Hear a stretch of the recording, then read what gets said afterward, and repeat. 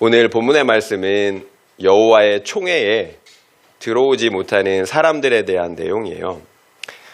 여호와의 총회가 무엇입니까? 여호와의 총회, 여호와 하나님께 속한 사람들이죠.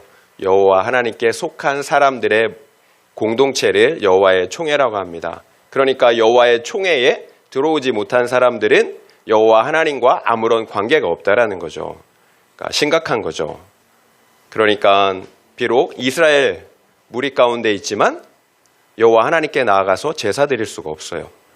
여호와 하나님의 그 기업에 참여할 수가 없다라는 거예요.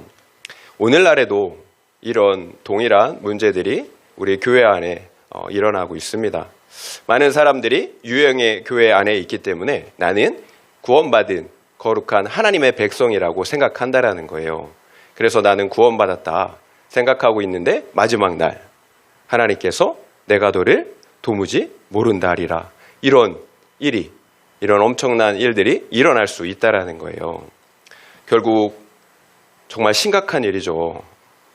여호와의 총회에 속하지 못한다라는 것은 정말로 심각한 문제입니다. 그래서 오늘 본문의 말씀을 통해서 여호와의 총회에 들어오지 못하는 사람들은 어떤 사람들인지 우리가 알아보고 또 우리가 받아야 할 교훈들을 함께 나누면 좋을 것 같습니다. 1절 말씀 읽겠습니다. 1절이에요. 고안이 상한 자나 음경이 잘린 자는 여호와의 총회에 들어오지 못하리라. 고안이 상한 자나 음경이 잘린 자. 남성의 그 생식기에 문제가 있는 사람들이죠. 그런 사람들은 여호와의 총회에 들어오지 못한다라고 말씀하세요. 이 말씀을 볼 때 여러분 어떤 생각이 드시나요? 너무하다라는 생각이 들지 않나요? 어떻게 사랑의 하나님께서 생식기에 문제가 있다라고 여호와의 총회에 들어오지 못하게 하십니까? 그래서 성경을 우리가 문자적으로 해석하면 안 돼요. 계시의 점진적인 발전이라는 말이 있어요. 성경 계시는 점진적으로 발전한다라는 거예요. 여러분 한번 생각해 보세요. 4,000년 전, 3,500년 전에 사람들이 어땠을 것 같아요? 여러분 원시인 수준이에요. 원시인. 그런 사람들에게 하나님 나라의 영적인 비밀, 십자가 구원의 진리를 말해준다라고 이해하겠습니까? 여러분 7살짜리 아이에게 미분적분, 고등 수학을 가르친다면 이해하겠어요? 여러분 더하기 빼기부터 가르쳐야 되는 거죠. 마찬가지예요. 하나님께서는 그 당시에 구약 사람들의 눈높이에 맞춰서 당신의 말씀을 계시하셨을 뿐만 아니라 시간이 지날수록 그 계시가 점점 쌓이고 발전하는 방식으로 계시하시고 성경 말씀을 기록하셨다라는 거예요. 결국 성경의 모든 계시는 점진적으로 발전하다가 십자가의 예수 그리스도를 통해서 완성이 되는 거예요. 만약 이 구약에 점진적인 계시가 없었다면 오늘날 우리가 어떻게 하나님의 그 십자가 구속의 비밀을 깨달을 수가 있었겠습니까? 그래서 우리가 성경을 읽을 때는 반드시 구속사의 기준으로 읽어야 합니다. 왜냐하면 성경이 그렇게 쓰여졌기 때문이에요. 예수 그리스도를 통해서 모든 죄인들을 구속하시는 구속의 역사라는 거예요. 결국 본문의 말씀 역시 구속사의 기준으로 우리가 해석을 해야 합니다. 문자적으로 해석하면 안 된다는 거예요. 분명 그 당시에도 눈먼 사람, 말을 못하는 사람, 다리를 저는 사람 등등 수많은 장애인들이 있었을 거예요. 그럼에도 왜 유독 생식기에 문제가 있는 사람만 총회에 들어오지 못한다라고 하셨을까요? 사랑의 하나님이 아니라서가 아니에요. 생식기는 생명을 낳는 곳입니다. 그렇다면 그 사람들은 생명이 없는 사람들이에요. 영적으로 죽은 거죠. 그래서 생명을 낳지 못하는 것입니다. 여러분 혈통적으로 이방인을 말하는 것이 아니에요. 지금 이스라엘 백성 가운데 그런 사람들이 있었다라는 거예요. 말씀드린 것처럼 오늘날에도 우리 교회 안에 겉모습은 살아있는 것 같지만 영적으로 죽어있는 사람들이 있다라는 거예요. 심각한 거죠. 그렇다면 나는 어떻습니까? 또 다른 생명, 영혼을 낳고 있습니까? 다른 영혼을 살리기 위한 여러분 수고를 하고 계시나요? 생명은 반드시 또 다른 생명을 낳게 되어 있어요. 믿지 않는 다른 영혼들을 바라볼 때 여러분 나의 마음은 어떻습니까?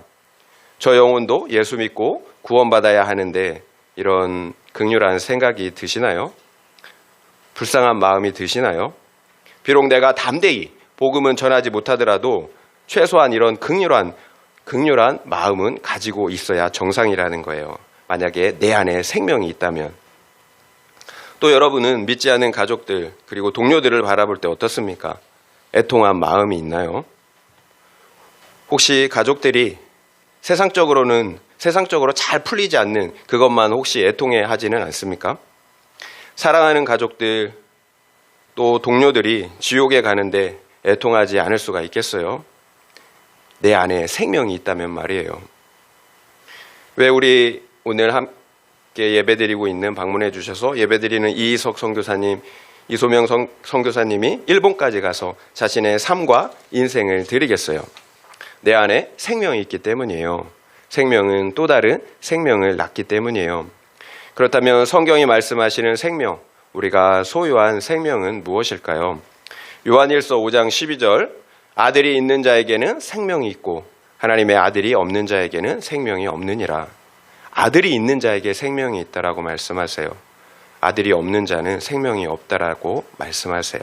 그렇다면 교회 다니는 사람들 중에 예수를 믿지 않는 사람도 있나요? 고린도후서 13장 5절에 이렇게 말씀하세요. 너희는 믿음 안에 있는가? 너희 자신을 시험하고 너희 자신을 확증하라. 예수 그리스도께서 너희 안에 계신 줄을 너희가 스스로 알지 못하느냐? 그렇지 않으면 너희는 버림받은 자니라. 믿음 안에 있는가? 너희는 너희 자신을 시험하고 확증하라고, 스스로 확증하라고 말씀하세요. 예수 그리스도께서 내 안에 계신 것을 스스로 알지 못하면, 스스로 예수 그리스도가 내 안에 계신 것을 알지 못하면 버림받은 자라고 말씀하신다라는 거예요. 여러분, 그리스도가 내 안에 계신 것을 내가 안다라는 거예요. 내 안에 창조주 하나님이 내 안에 계시는데 어떻게 모를 수가 있겠어요? 그래서 내 안에 생명이 있는 사람들은 알아요. 내 안에 생명이 있다라는 사실을. 성령 하나님이 친히 내게 생명이 있음을 증거해 주시기 때문이에요. 여러분, 중요해요. 내 안에 예수님이 계시는가 스스로 알아야 합니다. 그 생명은 누구의 생명입니까? 예수의 생명이에요. 나의 옛사람은 죽고 예수의 생명으로 사는 것입니다. 예수님은 자기의 생명을 내어주시기까지 우리를 사랑하신 사랑의 하나님이세요. 그런데 그 사랑의 하나님으로, 나는 죽고 사랑의 하나님으로 사는데 어떻게 이기적일 수가 있겠어요? 생명이 있는 사람들은 예수의 마음으로 사는 거예요. 그래서 그 예수의 마음으로, 긍휼의 마음으로 다른 영혼들을 바라보는 것입니다. 그러니까 죽어가는 영혼들을 그냥 지나칠 수가 없는 거죠. 그래서 예수님은 십자가를 지셨잖아요. 그래서 예수로 사는 사람, 예수의 생명이 있는 사람들은 여러분 십자가는 못 져도 최소한 손과 발이 가는, 십자가를 지는 그 마음으로, 손과 발이 가는 그 긍휼의 마음으로 다른 영혼들을 여러분 섬긴다라는 거예요. 그래서 또 다른 생명을 낳는 것입니다. 적용 질문 드리겠습니다. 나는 영혼 구원을 위해서 어떤 수고를 하고 있습니까? 복음을 전하고 있습니까? 기도를 하고 있습니까? 손과 발이 가는 섬김과 수고를 하십니까? 그렇지 않다면 그 이유는 무엇인 것 같습니까? 한번 생각해 보시기 바랍니다. 나는 영혼 구원을 위해 어떤 수고를 하고 있습니까? 복음을 전하고 있습니까? 기도를 하고 있습니까? 손과 발이 가는 수고와 섬김을 하십니까? 그렇지 않다면 그 이유는 무엇인 것 같습니까?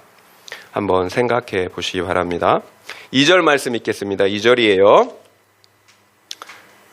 사생자는 여호와의 총회에 들어오지 못하리니 10대에 이르기까지도 여호와의 총회에 들어오지 못하리라. 여호와의 총회에 들어오지 못하는 두 번째 부류는 사생자예요.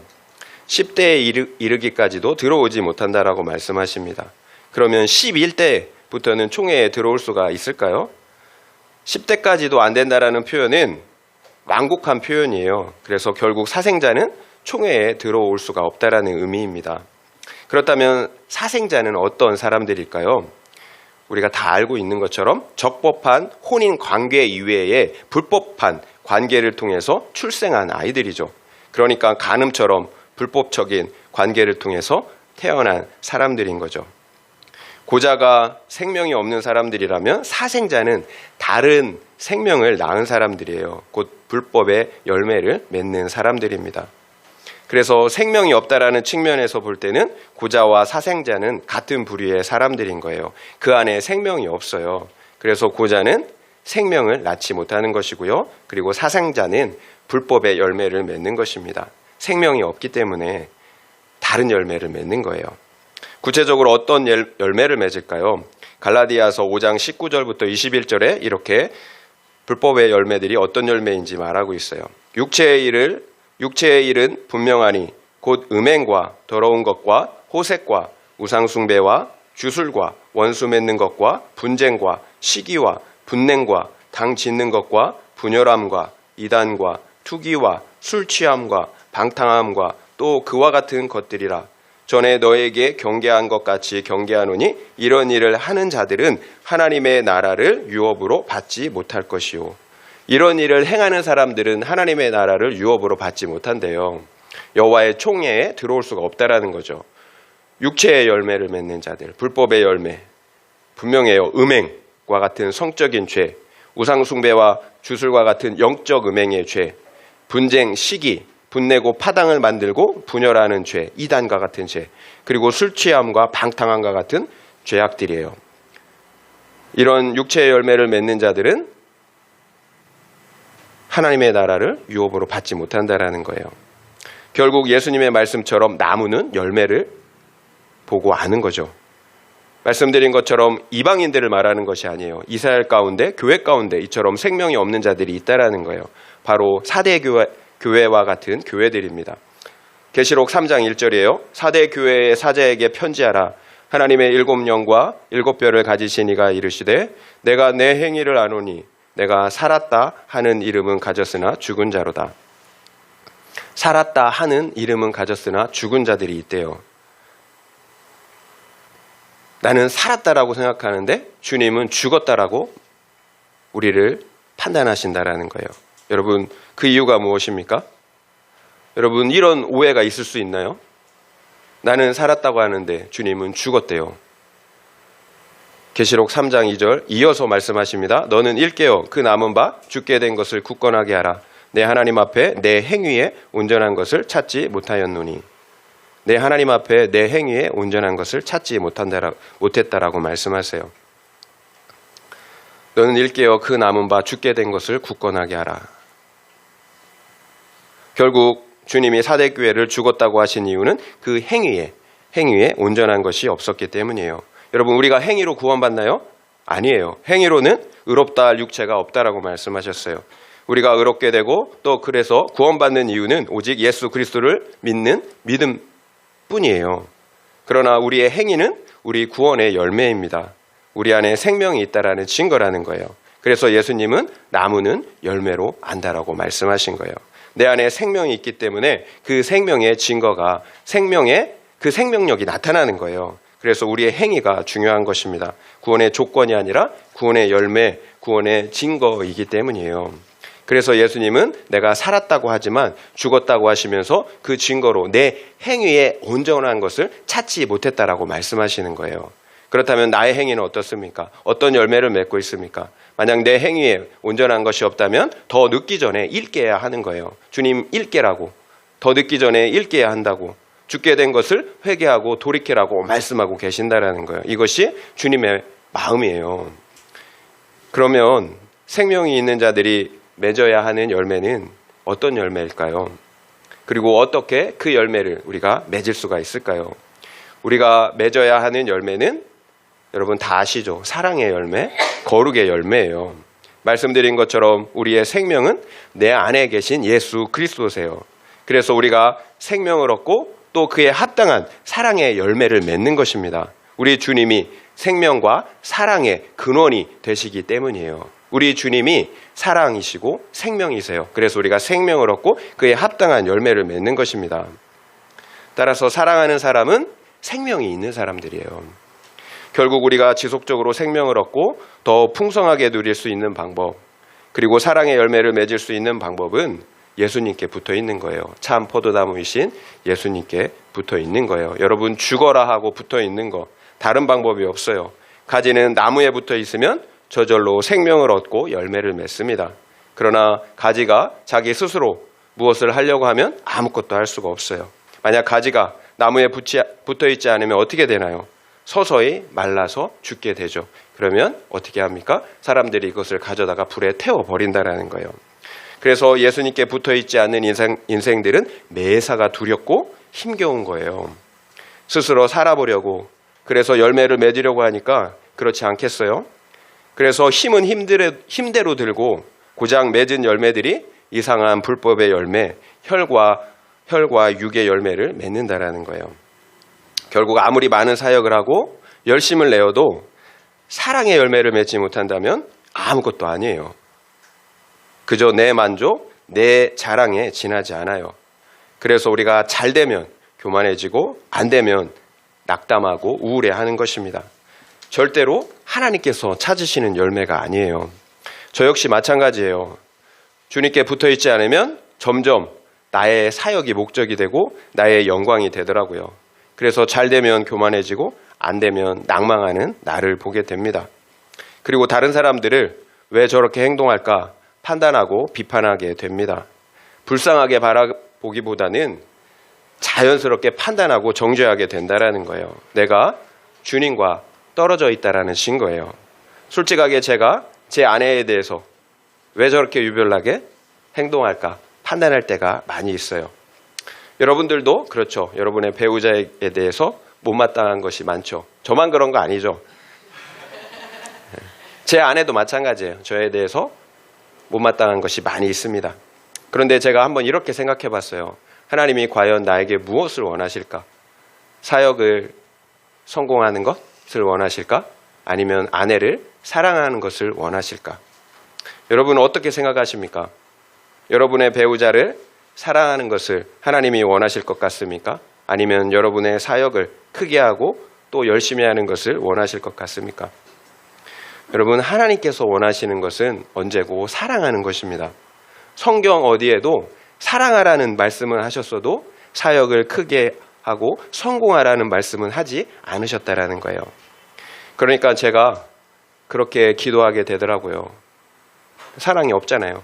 근데 사랑하라고 하잖아요. 제 안에 사랑을 부어주셔서 제가 아내를 사랑할 수 있도록, 또 아내에게도 하나님 은혜를 부어주셔서 풍성할 수 있도록, 그래서 제가 아내를 사랑할 수 있도록 도와주세요. 솔직하게 인정하는 거죠. 내 안에는 사랑이 없기 때문에.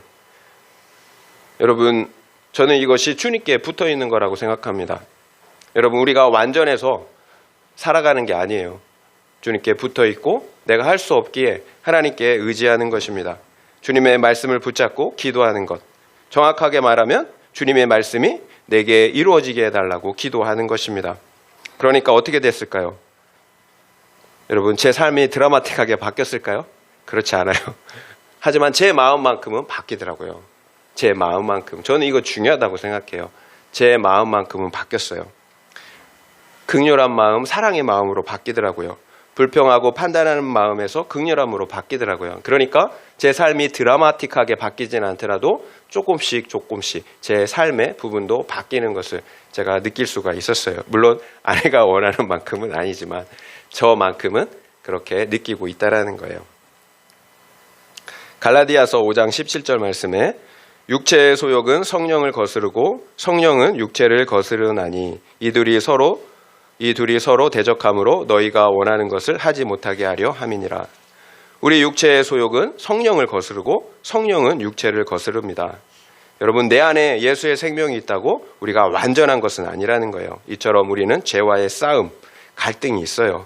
타락한 육신, 죄의 사람이 계속해서 역사하고 있기 때문이에요. 그래서 생명 되시는 예수 그리스도를 계속해서 대적한다라는 거예요. 여러분, 이 사실을 알아야 돼요.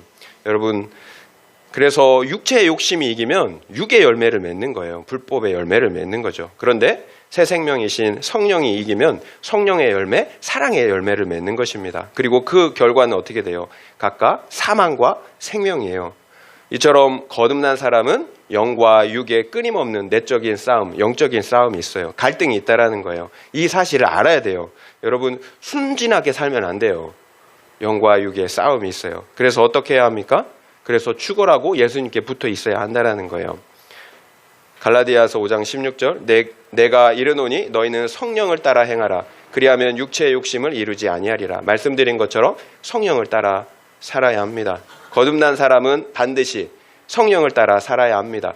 예전처럼 육신을 따라 살면 안 된다는 거예요. 넋놓고 살면 육신을 따라 사는 거예요. 성령의 통치를 받아야 한다는 거예요. 그러면 육체의 욕심이 이루어지지 않아요. 오히려 성령의 열매를 맺습니다. 성령이 다스려 주시고 성령의 통치가 임할 때 성령의 열매를 맺어요. 이것이 예수님께 붙어 있는 것입니다. 성령을 따라 사는 거예요. 그렇다면 어떻게 사는 것이 구체적으로 성령을 따라 사는 것, 성령의 통치를 받는 것일까요? 말씀드린 것처럼 말씀을 붙잡고 기도하는 것입니다. 성령은 말씀의 영이에요. 또 기도의 영이기 때문이에요. 결국 제가 계속 말씀드리지만 신앙생활이 특별한 것이 있는 것이 아니에요. 말씀을 묵상하고 기도하는 것, 이것이 믿음으로 사는 것이고 성령을 따라 사는 것입니다. 그러나 그 말씀 묵상과 기도가 깊어져야 해요. 여러분, 특별한 다른 것이 있는 것이 아니에요. 말씀 묵상이 깊어져야 합니다. 우리의 기도가 깊어져야 합니다. 여러분, 지하 안반수를 쉽게 얻을 수 있습니까? 쉽게 못 얻어요. 파고 또 파야 합니다. 여러분, 믿음을 가지고 파야 돼요. 여러분, 조금 파서 물 나오면 다 누구나 파죠. 여러분, 믿음을 가지고 파고 또 파야 합니다. 그래야 콸콸콸 솟아나는 생수를 얻을 수가 있어요. 마찬가지예요. 말씀을 파고 또 파고 기도를 파고 또 파야 합니다. 그래야 영생하도록 솟아나는 성령의 생수를 얻을 수가 있어요. 그런데 우리는 어떤가요? 얼마나 말씀을 깊게 묵상하고 깊게 기도하십니까? 여러분, 몇 사 파고 안 나온다고 포기하지는 않습니까? 믿음은 그런 것이 아니에요. 믿기 때문에 포기하지 않는 거예요. 믿기 때문에 포기하지 않는 거예요. 기대감을 가지고. 우리의 기도의 문제는 뭐예요? 기대감이 없다라는 거예요. 믿음이 없다라는 거예요. 기도하면서도 여러분 패배감에 젖어서 여러분 기도하잖아요. 지금까지 안 됐는데 되겠어? 안 만나주셨는데 만나주시겠어? 여러분 기대감, 여러분 기대감을 가지고 여러분 하나님을 가장 슬프게 하는 것은 믿음 없이 기도하는 거예요. 믿음이 없는 것입니다. 목마른 사람이 우물 판다라는 속담이 있어요. 결국 여러분 말씀을 우리가 보지도 않고 기도하지 않는 이유는 목마름이 없기 때문이에요. 영적 목마름이 없기 때문이에요. 여러분 세상의 그것들로도 충분히 만족하기 때문이에요. 그래서 복 있는 사람은 주야로 말씀을 묵상하는 사람이에요. 또 그래서 주님은 너희는 시험에 들지 않게 항상 깨어있어 기도하라고 말씀하신 것입니다. 기도하지 않으면 반드시 시험에 들게 되어 있어요. 결국 말씀 묵상과 기도가 예수님께 붙어있는 열매 맺는 삶입니다. 조 5회는 거듭난 사람들이 얻는 영적 생명은 점점 자라나야 하는 생명이라고 했어요. 우리가 얻은 영적 생명은 점점 자라나야 하는 생명이라는 거예요. 이것이 생명의 특징이잖아요. 수정된 배아가 그대로 있을 수 있습니까? 자랄 수밖에 없죠. 만약에 수정된 배아가 자라지 않으면 정말 큰 문제인 거예요. 마찬가지예요. 회개하고 거듭난 생명은 반드시 자라게 되어 있어요. 그렇다면 여러분 스스로에게 한번 물어보세요. 처음 거듭났을 때와 지금 나의 생명의 상태는 어떤 것 같습니까? 자라고 있나요? 그래서 내 안에서 함께 하시고 역사하시는 성령의 역사와 통치를 더욱 분명하게 느끼고 계십니까? 그래서 더욱 풍성한 기쁨과 평강을 누리십니까? 또한 그래서 다른 영혼들을 더욱 사랑하고 섬기고 계신가요? 열매를 맺고 계신가요? 생명은 자라게 되어 있어요. 자라지 않는다면 여전히 과거의 신앙 그대로라면 무엇인가 문제가 있다라는 거예요. 주님의 말씀처럼 변하지 않는 진리는 나무는 열매로 안다라는 거예요. 생명이 있는 자들은 반드시 생명의 열매, 사랑의 열매를 맺게 되어 있어요. 여러분 내 안에 성령께서 역사하시기 때문에 금지할 법이 없다라고 말씀하시는 반드시 이루어진다라는 거예요. 내 안에 생명이 있으면. 그러나 생명이 없는 자들은 불법의 열매, 사망의 열매를 맺게 되어 있습니다. 이것이 고자와 사생자는 여호와의 총회에 들어오지 못한다라는 말씀의 의미예요. 생명 있는 자들은 그에 합당한 열매를 맺는다는 것입니다. 적용 질문 드립니다. 나는 나의 자아 실현, 행복이 더 중요합니까? 아니면 상대방의 영혼을 사랑하는 것이 더 중요합니까? 한번 생각해 보시기 바랍니다. 나는 나의 자아 실현, 행복이 더 중요합니까? 아니면 상대방의 영혼을 사랑하는 것이 더 중요합니까? 한번 생각해 보시기 바랍니다. 이번에는 여호와의 총회에 들어오지 못하는 세 번째 부류에 대한 사람들을 알아보겠습니다. 3절입니다. 3절 읽을게요. 암몬 사람과 모압 사람은 여호와의 총회에 들어오지 못하리니 그들에게 속한 자는 10대뿐 아니라 영원히 여호와의 총회에 들어오지 못하리라. 암몬 사람과 모압 사람은 10대뿐만 아니라 영원히 여호와의 총회에 들어올 수 없다라고 말씀하십니다. 사생자는 그래도 조금의 가능성이라도 있는 것처럼 보였잖아요. 10대 이후에는 그래도 어떻게 좀 비집고 들어가 볼 수 있는 그런 여지가 있었는데 암몬 사람과 모압 사람들은 조금의 가능성도 없어요. 영원히 총회에 들어오지 못한다라고 말씀하십니다. 그 이유가 무엇일까요? 4절 6절입니다. 4절부터 6절이에요. 그들은 너희가 애굽에서 나올 때에 떡과 물로 너희를 길에서 영접하지 아니하고 메소보다미아의 부돌 사람 부올의 아들 발람에게 뇌물을 주어 너희를 저주하게 하려 하였으나 내 하나님 여호와께서 발람의 말을 듣지 아니하시고 내 하나님 여호와께서 그 저주를 변하여 복이 되게 하셨나니 내 평생에 그들의 평안함과 형통함을 영원히 구하지 말지니라. 암몬과 모압 사람들은 이스라엘이 애굽에서 나올 때 떡과 물로 영접하지 않았습니다. 그리고 부올의 아들 발람에게 뇌물을 주어서 이스라엘을 저주하려고 하였다라고 말씀하고 있어요. 결국 암몬과 모압이 이스라엘 총회에 들어올 수 없는 이유는 이스라엘을 대적했기 때문이에요. 이스라엘은 하나님 나라의 백성들이에요. 결국 이스라엘을 대적한다라는 것은 하나님을 대적한 것과 같다라는 거예요. 그래서 이스라엘 총회에 영원히 들어올 수가 없다고 하십니다. 그러면 암몬과 모압과 같은 사람들은 어떤 사람들, 구체적으로 어떤 사람들일까요? 하나님의 나라와 백성들을 고의로 저주하고 대적하는 사람들이에요. 여러분 눈에 확 띄는 사람들이 누가 있습니까? 이단들이죠. 이단들. 돈에 눈이 멀어서 발람처럼 고의로 교회를 깨뜨리고 영혼들을 사냥하는 사람들이에요. 그런 의미에서 정상 교회 같지만 거짓 목회자들도 같은 부류의 사람들이라고 할 수가 있어요.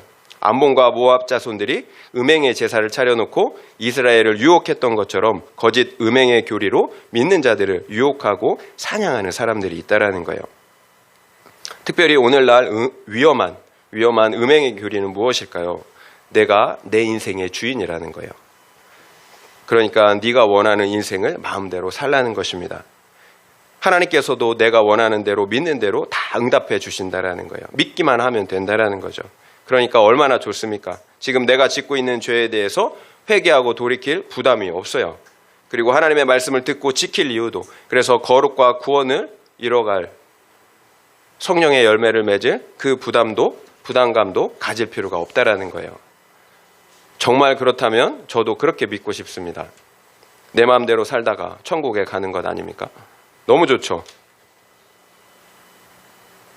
그러나 앞서서 우리가 보았잖아요. 여호와의 총회에 들어오지 못하는 사람들, 사랑과 거룩의 열매를 맺지 못하는 사람들, 그런 사람들은 생명이 없다라는 걸 우리가 보았잖아요. 결국 예수를 외치고 하나님을 외친다고 예수를 믿고 하나님을 섬기는 것은 아니라는 거예요. 예수라는 이름, 하나님이라는 이름의 그 우상을 섬기고 있는 것입니다. 결국 나 자신을 섬기는 거죠. 그렇다면 성경이 말씀하시는 예수를 믿고 하나님을 섬긴다라는 의미는 무엇일까요?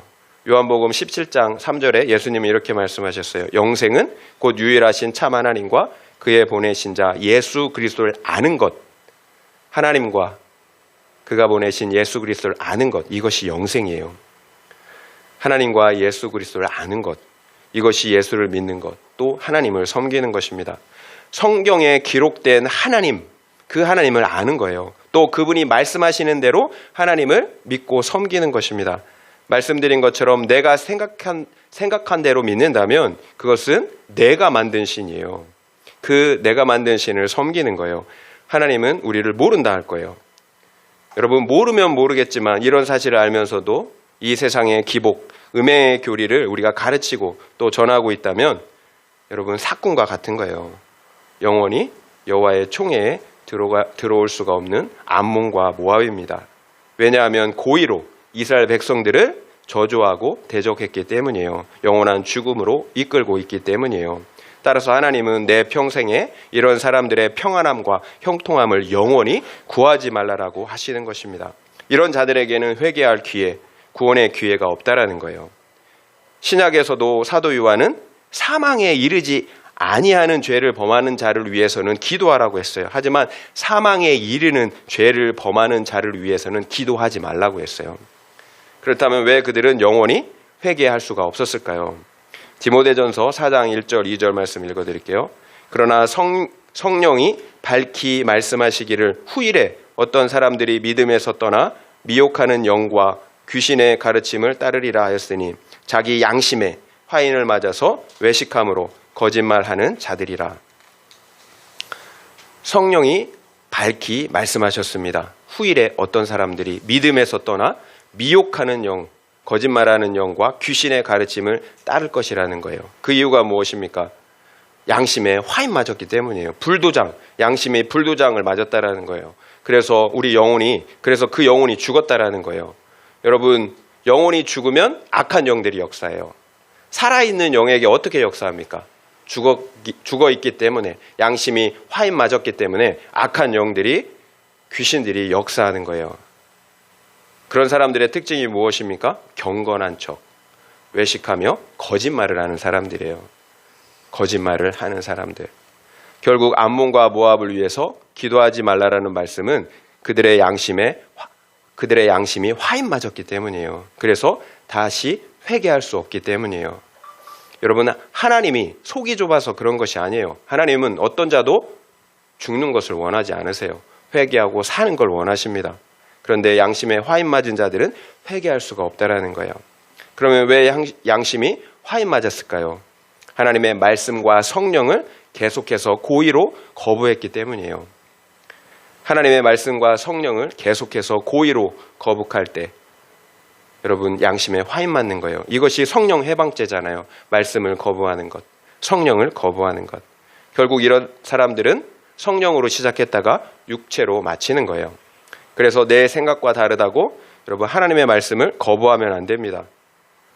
그러면 내 마음이 점점 굳어지고 완악하게 돼요. 성령이 역사할 수 없는 죽은 상태가 된다라는 거예요. 여러분, 가끔 하나님의 말씀이 여러분 튕겨져 나갈 때가 있어요. 여러분, 완악하면 안 돼요. 우리가 죄인이기 때문에 그럴 수 있어요. 계속 그러면 안 돼요. 여러분, 결국 좋은 게 좋은 것이 아닙니다.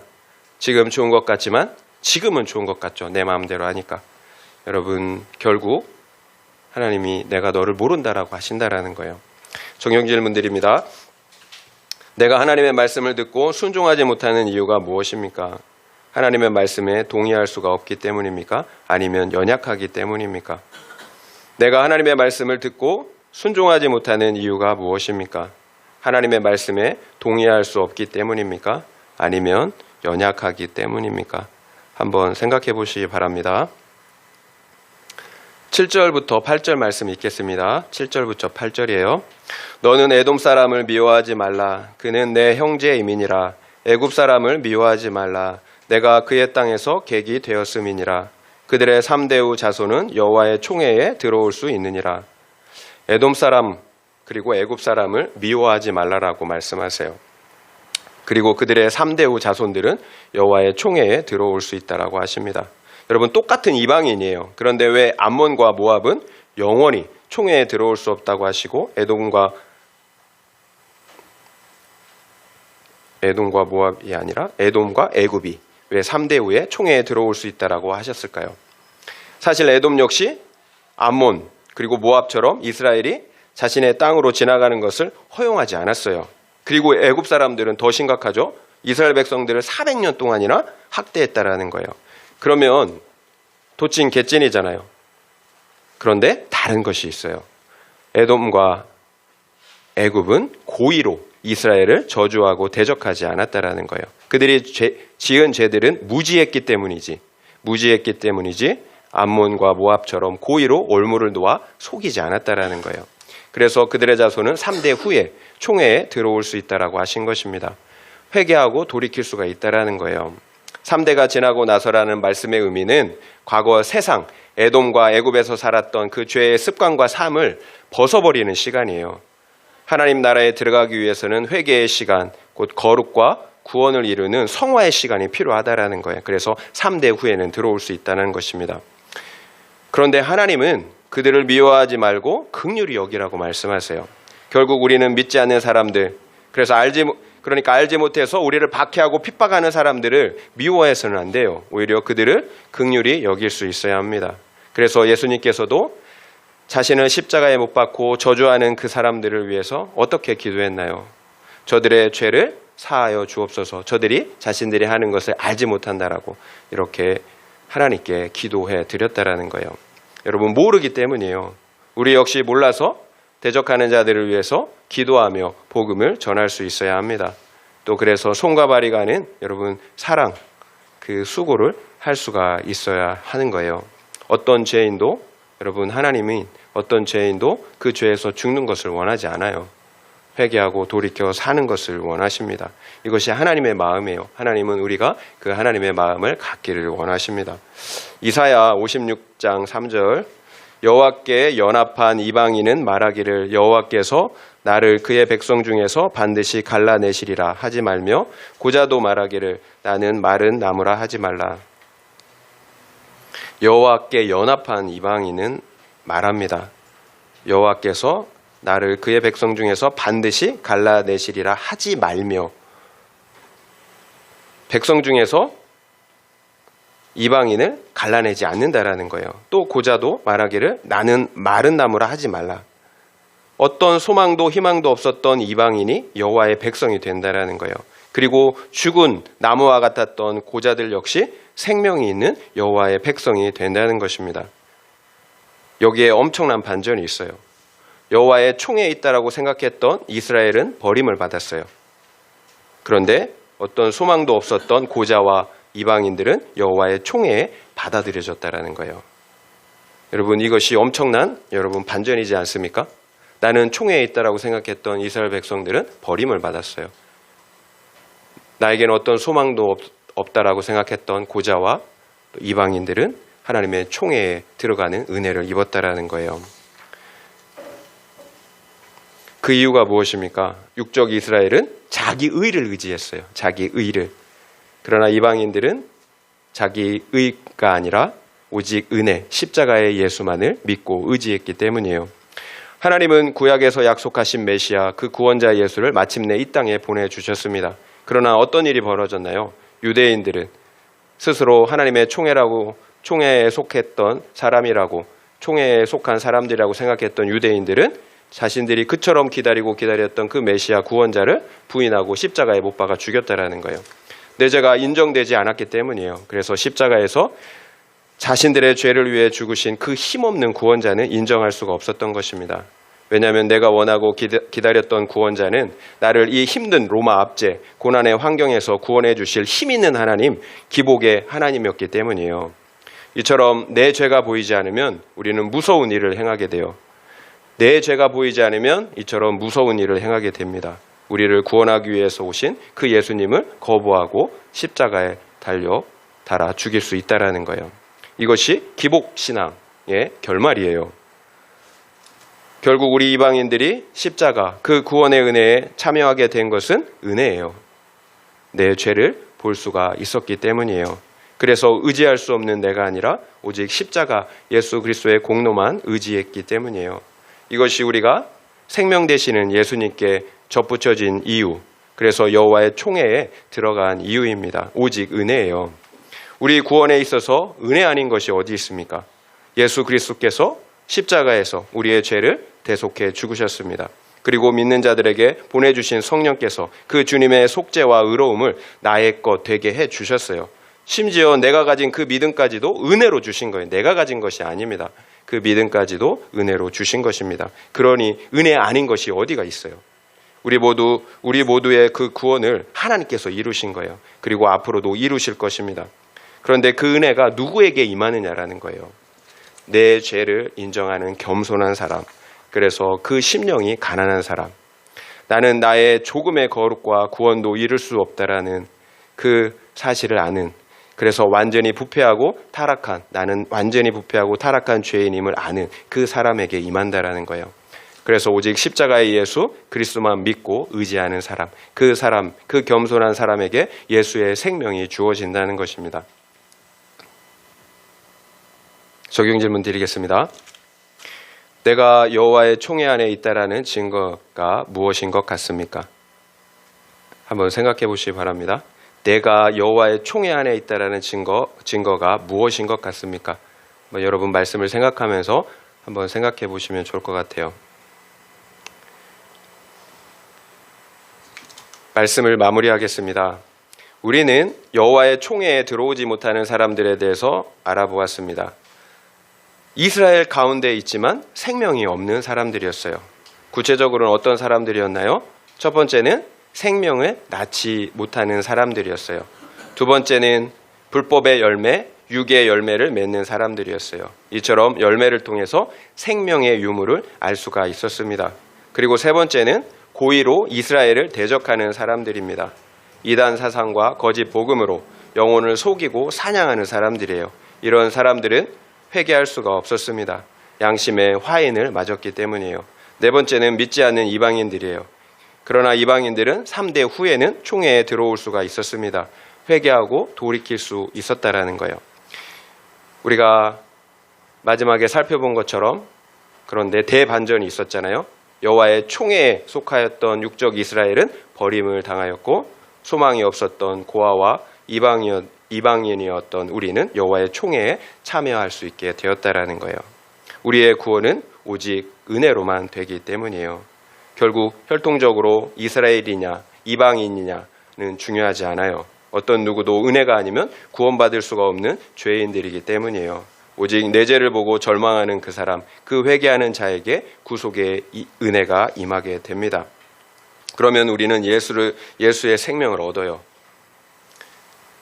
예수의 생명을 얻고 그 생명이 역사합니다. 우리 안에서. 그래서 그 생명에 합당한 거룩과 사랑의 열매를 맺는 거예요. 바로 그 사람이 여호와의 총회에 속한 사람입니다. 오직 은혜로만 돼요. 이런 은혜가 우리 모두에게 있기를 예수님의 이름으로 축원드립니다.